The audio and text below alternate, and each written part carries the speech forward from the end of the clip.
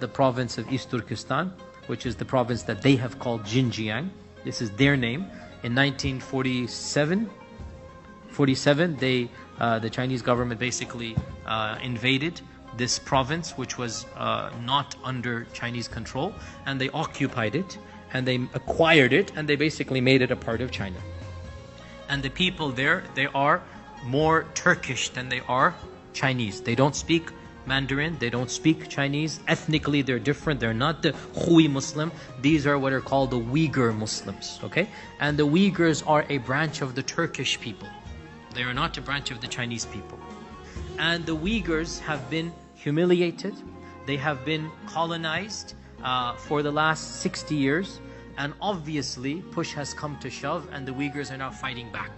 Of course, they have been fighting for the last 67 years, but especially in the last decade, it's just gone beyond that. Because what has happened is essentially the Han government has started sending in hundreds of thousands of Han Chinese to take over all the businesses, to control all the government, to rob the lands of the people. So what do you think the people are going to do? Their land, their livelihood, their education has been stripped away, just like, Israel and Palestine, what's happening there. So what are the Uyghurs going to do?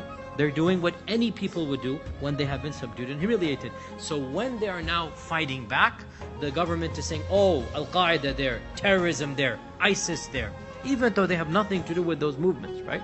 They have nothing to do with it. They're fighting for their independence, the Uyghur independence. The UN and Amnesty and others have said that this is one of the worst cases of human rights violations since World War II is taking place right now in that province of Xinjiang or East Turkestan, where essentially the government now has taken the Uyghur people as an enemy.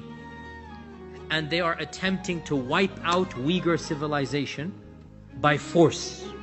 And they're doing this by forcing them to give up their language, their culture, and of course their religion. And the tactics are truly terrifying. They will make your hair grow white. Mass incarceration, the likes of which has not been seen since Nazi Germany. This is what the UN has said.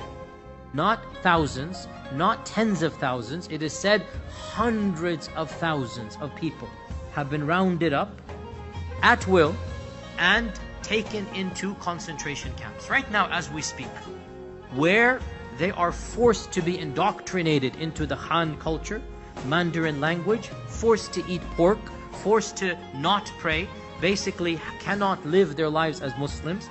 Those that are not taken to the concentration camps, within the Uyghur population, the Han Chinese are now living amongst them. They say we are guests. They'll walk into your house, they say we are a guest. What does that mean? You're a government agent and you have the right to occupy the house and live in it at the expense of the host Uyghur. And they're going to monitor that you're not praying, you're not reading Quran, you're not doing anything Islamic. This is like the Inquisition, if you know what happened. This is like the Inquisition, when the Catholics would send people to monitor. So the Han government is now doing this to the Uyghur population. Any Han person can say, I want a bride. And the local government there, the Uyghur, which is Han government, will literally hand one of our sisters over and forcibly marry to this man. And nothing can be done. This is a forcible marriage where the goal being to eradicate her identity. Her children are going to be Han. She's no longer a Muslim.